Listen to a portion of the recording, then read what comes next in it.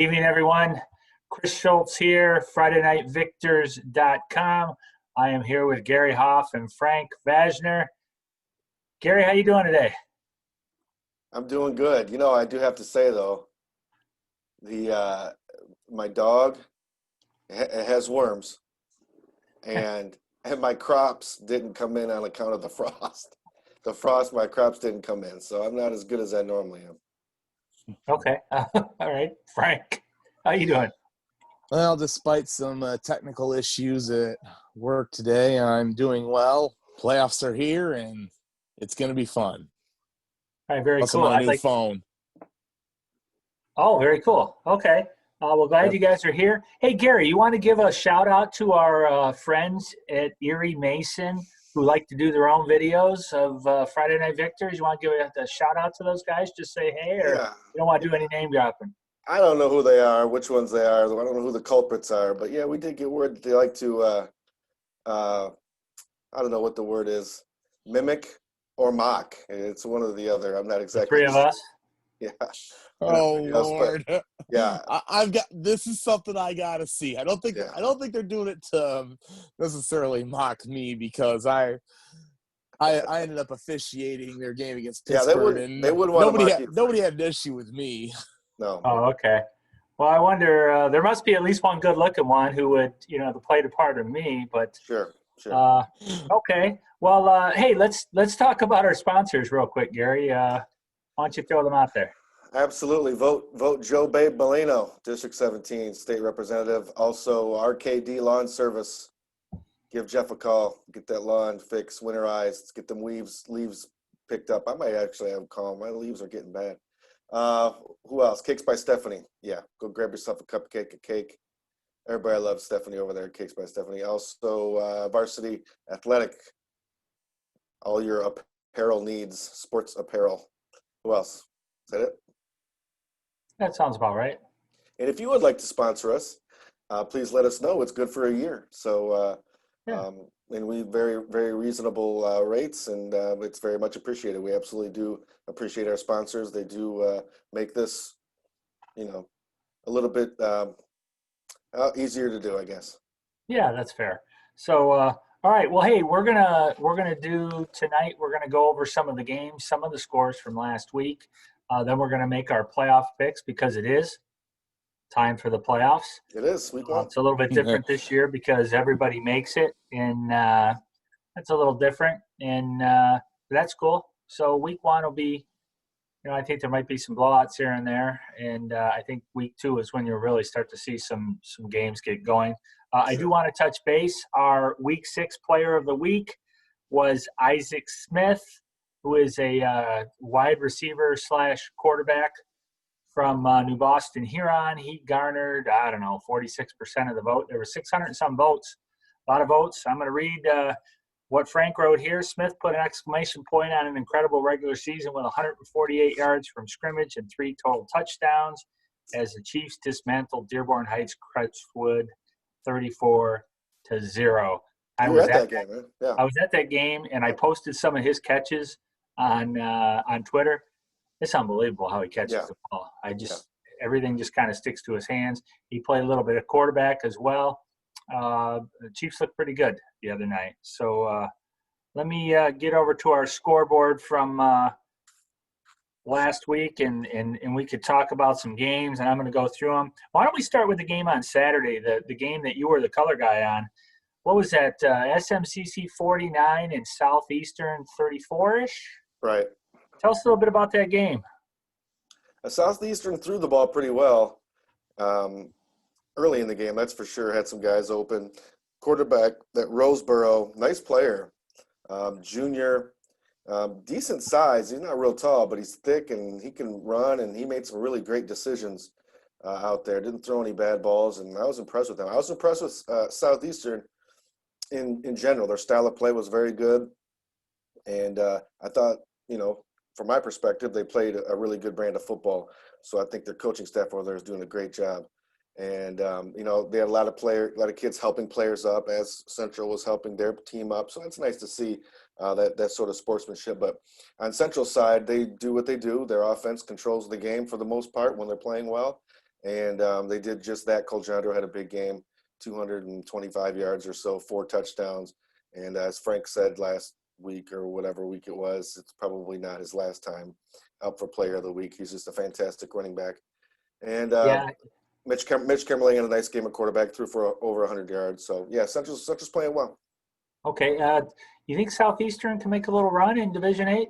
I think they win a couple games for sure. I think it gets tough. D8's there's some really, really, really good teams in Division 8.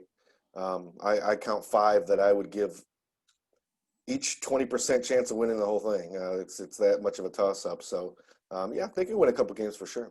Okay. Hey, Frank, you got any thoughts on that game? I know Gary was there, so he kind of talked about it a little bit. But thoughts on SMCC beating the undefeated Jungleers? Well, I actually did tune into the radio broadcast of this game on Saturday for a short time, and happened to catch. How'd we do? I think you and Jeff did great as always. Okay, good. Yeah, but I mean, Coljandro. I mean, what more can you say about him? He's shown why he's one of the best running backs in the county, and only a sophomore too. I think this has been a breakout year for him, and he does it against a quality opponent too. And I think that's really going to give SMCC some momentum going into their matchup with Leslie in the first round of the playoffs, which we'll probably talk about more later. Tim Barno had a nice game too at the tight end receiver position. Okay. Yeah. All right. Well, let's move on to. This sounded like it was a great game. Wyandotte 30, Carlson 29 in overtime. Frank, you have any thoughts on this game? Didn't this game go to OT last year and ended up coming down to a 2-point conversion attempt in OT, and it repeats itself again? Yeah, I'm not sure. I can't remember what I had for dinner last night. I'm pretty sure it did. I mean, the last few meetings between Wyandotte and Carlson have gone right down to the wire there, and I think that's been incredible. I think that's a rivalry that's really brewing in the Downriver League. But, I mean, also have to give mention to Cody Britt, who I think had a great game, and even though it was a losing cause, he took a run 99 yards to the hizzy, which I believe has only happened like 20-some times in state history. State record. Yeah, that actually tied a state record. So, I mean, Carlson, they've got the problem is they're going to be running in. I think they're going to be running into a buzzsaw in River Rouge, but you know, it's a game where they played great. It's just Wyandotte played a little bit better. Yeah, they made one more play, is what it sounds like. Gary, thoughts on this? Yeah, I think I was watching that game. I went back and forth, I believe, and yeah, I can't add any more really. I thought Wyandotte would win by a little bit more. Chris, I think you picked Carlson. I took Carlson. I thought I had you guys when I saw that score like early in the third quarter. I'm like, yes, I got it. And then, well, I had to look in the Urban Dictionary what hizzy means, and I think that means all the way. Yeah, so, touchdown. House. Okay. All right. Sorry. Let's see what else we got in here. Chelsea 26, Monroe 17. Gary. I did watch this entire game on YouTube or whatever it was on. Yeah, YouTube. Okay. Monroe's a good football team. I think all three of us agree Monroe's a good football team. I think if you watch them play, anyone would agree they are a good football team. Chelsea, right now they might set the standard in Division III. There's a few teams with them, but they are a top Division III team. Play a great brand of football, and they gave themselves a chance to tie or win the game. Monroe at the end, it was kind of crazy. Blosser threw up a pass at the end, and it was tipped, and Panza ran underneath it. I mean, it was tipped like a batted ball, and Panza comes out of nowhere, runs. He's basically on the goal line and runs it in, and that gave him a chance.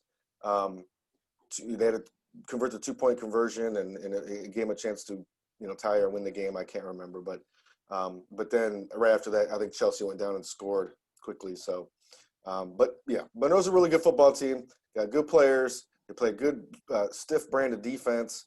That'll give them a chance. They got a tough opener in Dearborn, and we'll talk about that. But I like the Trojans. Frank? Well, I actually had a conversation with coach from Monroe last night, and he actually showed me the play where Tristan Panza was Johnny on the spot and catching the touchdown and gave him a chance to tie the game with a 2-point conversion. Of course, they weren't able to get it, and of course, Chelsea was able to score, and it was a running back. I believe his name is Tristan Hill. He's the younger brother of Nick Hill, but of course, that was a game where I think Monroe could have won if they would have had a couple things go their way, but unfortunately they didn't. But that's football. But I think this is a team that'll they'll go a decent way in the playoffs, and then unfortunately, probably by the time the district semifinals roll around, they're going to run into Cass Tech, which Cass Tech is a monolith. Look that up, Chris. I'm going to have to. Monolith. Okay. All right. Last game we'll touch on, it was a game I was at, Huron 34, Crestwood 0. When I walked in, I was watching that. Do you remember what I texted you? You were in trouble. Huron was in trouble. I looked at Crestwood. I was like, holy cow, they're pretty big, but then they have a running back. He looked like an NFL player out there. And he was big, he was fast, he was agile. Huron just did a pretty nice job on him. And then it's when you have a weapon like Isaac Smith, and I know we mentioned him earlier, he just catches every ball that is thrown his way. And it's just uncanny how the ball bounces to him, or it seemed like every time they threw the ball to him, he was very well guarded. Crestwood did a nice job, and he just made a better play. And to credit the Molnar kid, Chase Molnar made some very nice throws. Frankie, got any thoughts on this? I mean, Crestwood was previously undefeated, and I can tell you they weren't a joke. And if they played again, I don't know if I guess Huron would win, but I think it would be a much closer game. Thoughts?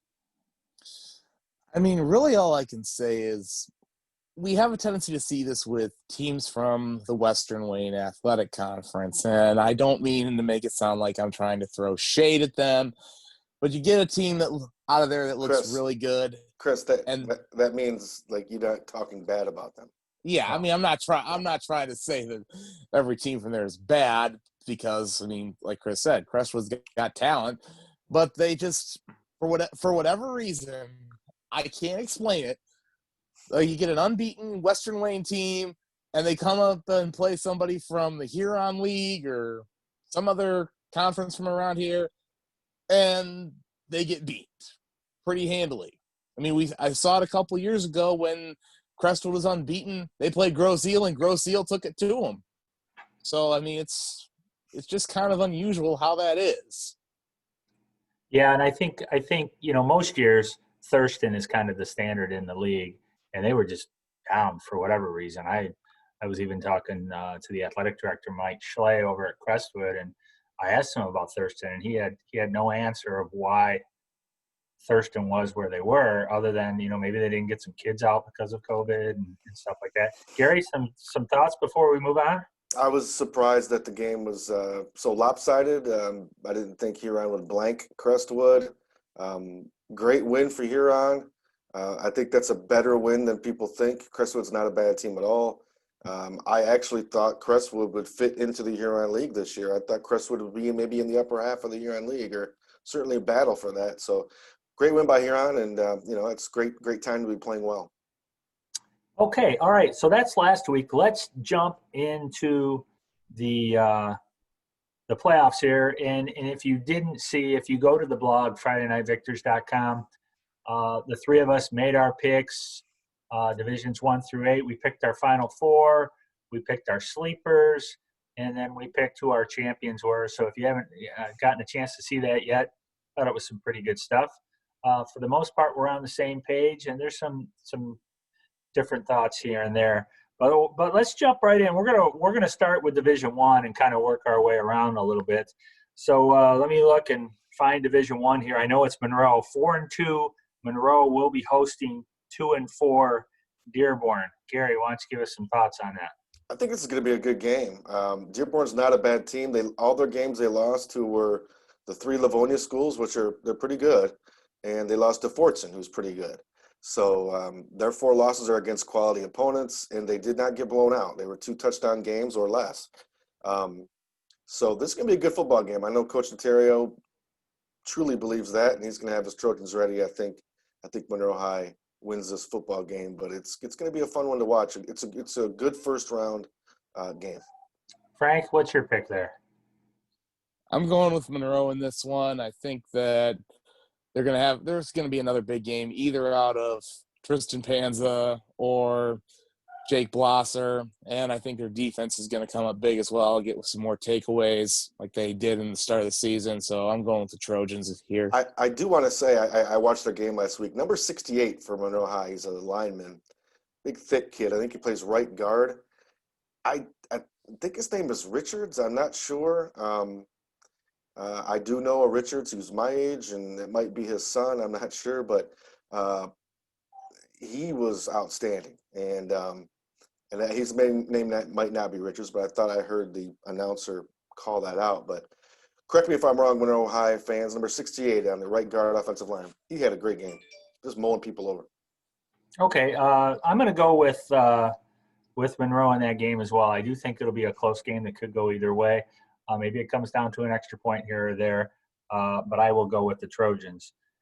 Next, we're in Division II. We have Temperance Bedford, the Kicking Mules, the 6th seed. They are headed to Livonia Franklin to play the 3rd seed.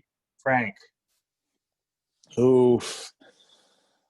I really think Bedford's just struggled the second half, and I hate to say that since obviously I'm on staff there for basketball. Because first half of the year they looked pretty decent, and then second half not so much. So I have a feeling that these playoffs this year are kind of chalk heavy. So I'm going to go with Livonia Franklin, is it? Yeah. Okay, yeah, I just want to make sure I had that right. I think it's the Patriots of Livonia It's the Franklin. Patriots, yes. Gary. Yeah. This is one of the teams that Dearborn lost to, and I think they lost by like 10 points or something like that. So I think Bedford will compete. Now I think this is going to be a close game. I'm tempted to take Bedford. It's not a long trip from Temperance to Livonia. As a matter of fact, I'm going to take Bedford in the upset in overtime. Kicking Mules. Okay, didn't these teams play last year in the playoffs? I think they might have. No, they didn't. Last year, Bedford played King.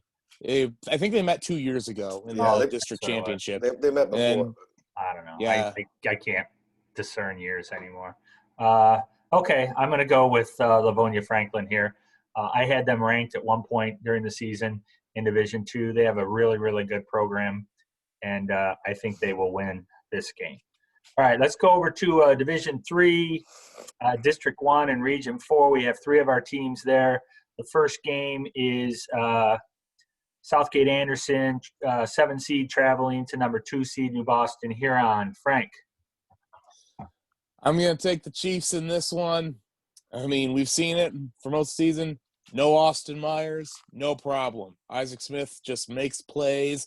Tyson Stevens is another guy who's going to make plays. Chase Molnar is going to make plays. I will take those Chiefs. Gary? Okay. I will. I'm going to go with the Chiefs as well. I think Southgate Anderson will get somewhat rolled by a Huron League foe. Anderson's out of the Downriver League, right? Yes, they are. Yeah, so that would be a good win for a Huron League team, no matter who they are. A lot of bigger schools in the Downriver League, but I just think Huron, they might win 28-0. I'd say something like that. Okay, I'm going to go with the Chiefs as well, and I think that spread will be bigger than that. All right, let's go to number 8. Melvindale will be playing at number 1, Riverview. Can I just go ahead and say that we're all going to pick Riverview? Yes. 100-0. This We'll is just going to leave it be a at that. Pound Town alert. Hey, kudos for Melvindale for showing up. Actually, I'm being serious. And yeah, I mean, I actually have to give Melvindale some credit. They've played a little bit better than in years past, so they may not be the same doormat that they were, but they're just running into a buzzsaw. Well, and here's the thing. I think you'll see Derek Anderson turn that program around at Melvindale. What's been going on is those players over there have been leaving to go to a better program, whether it was E-Course or River Rouge.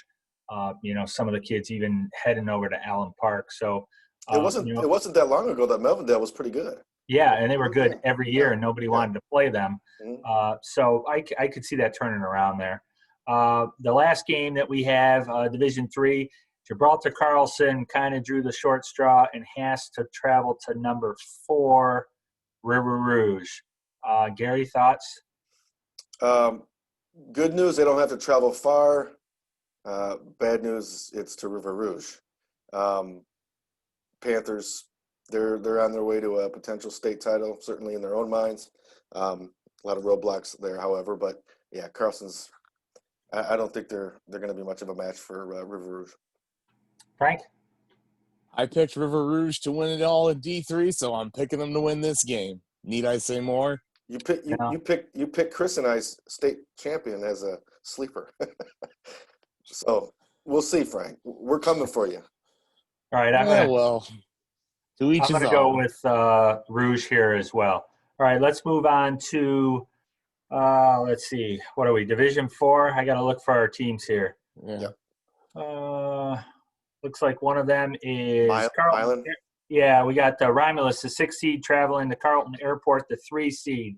Frank, your thoughts on this game? Well, Romulus has not been very high caliber for the last few years. I mean, granted, I do work in Romulus, and there are a couple of alums are at the Amazon facility I'm at, but I'm gonna go with the JETS, Jets, a big game from Jacob Pack. All right, Gary, go ahead.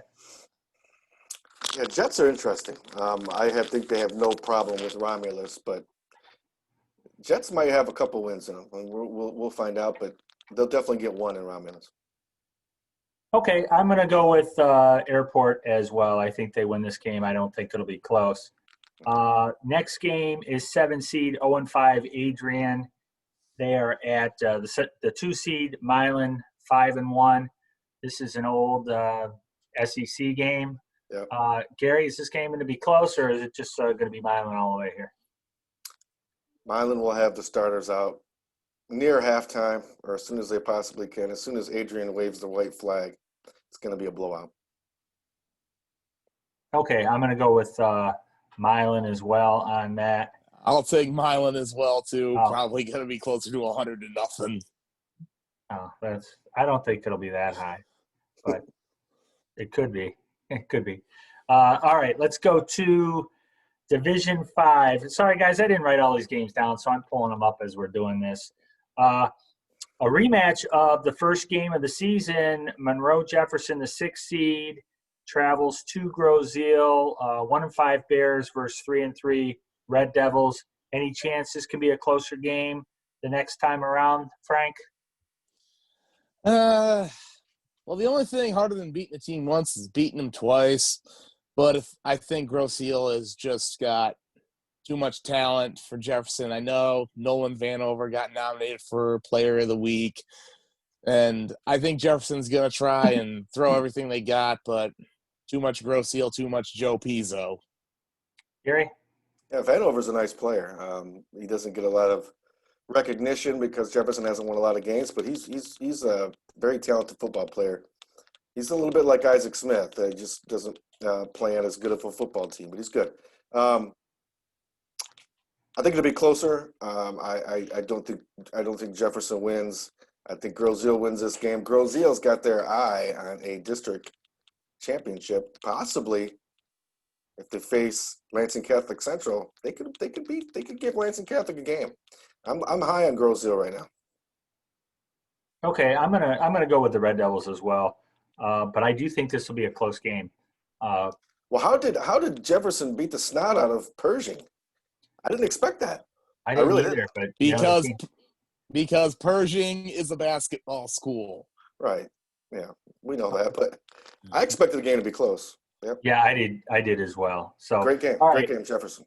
Let's move to, this is a weird one. We got the 7 seed Dundee at 1-5 is playing the 2 seed Ann Arbor Gable Richard, who is 2-1. That game is at 4:00 on Friday. Father Gable Richard hasn't played many games this year, and I think they got a special waiver to get into the playoffs because you were originally supposed to play four games. but I think it's really tough to gauge. I think it's silly, quite honestly, that they got a 2 seed out of this, but whatever. Frank, how about your pick on this? It's because you get the bonus points for the forfeits. Yeah, I guess so. Yeah. Well, look, I've got my own opinion on Gabriel Richard getting into the playoffs where they're at, but I'm just going to keep my mouth shut on that. I just think they're going to end up winning this game. It's an early game because their field does not have lights. I'm going the other way. I'm going Dundee. I'm going the Vikings. I watched a little bit of that Hudson Vikings game, and Hudson's a really good team, and Dundee pulled within 7, I think, at one point, and I think the Vikings are going to beat Richard. Yeah, I agree. I'm going to go with Dundee there as well. I think they play in a very tough league. The LCAA is very good, and the fact that they have played a fuller schedule than maybe the Irish have over there. So I'm going to go with Dundee.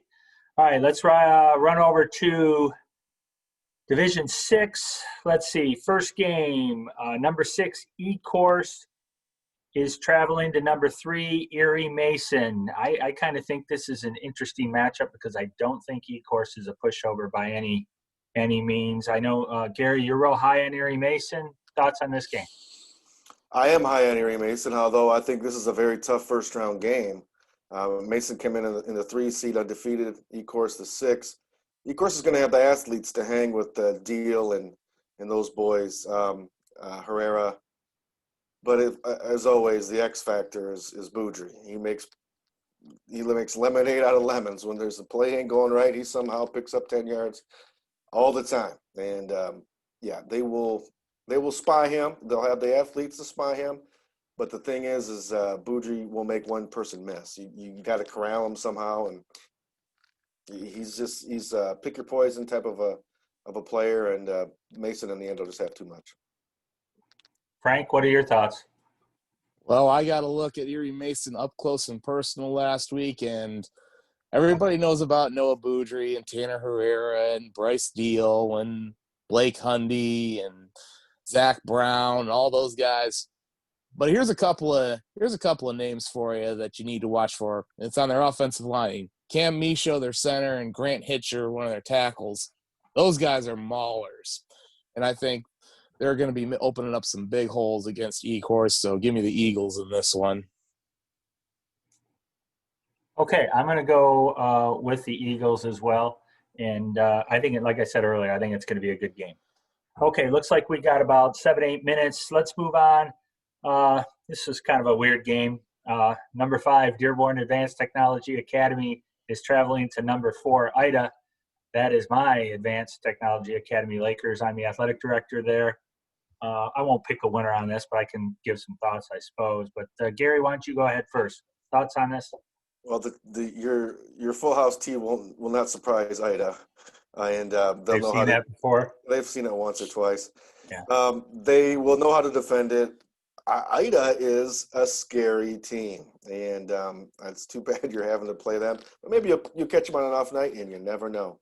But Ida, if all things being equal, Ida is really scary to play right now. I'm going to go with the Blue Streaks. Okay, Frank? I think the reason why Ida has been so scary, and it isn't just because of Jacob Lewis, their running back.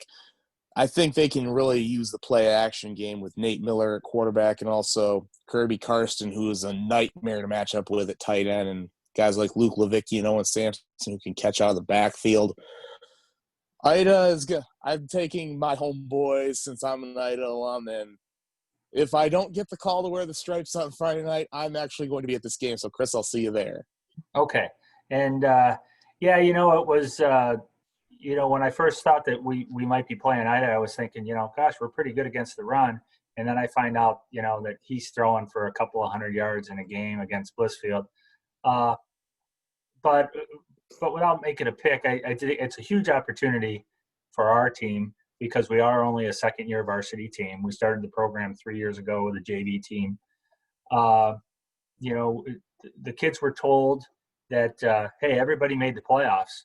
So to get to the second round, you really have to go out and earn it. And they've kind of, taking that challenge a little bit. So, obviously we're going to play hard. We're a pretty well-coached team.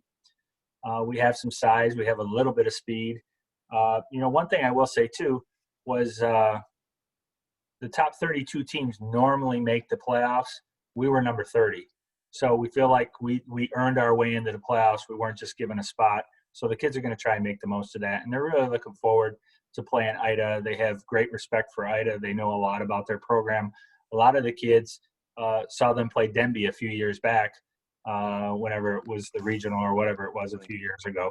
So we'll just leave it at that. So what else we got? We got any more games we got to pick in Division 6, or do I need to move to 7 here? I can't remember. Is that everybody? I believe I think so. All right, so I'm going to switch over to Division 7.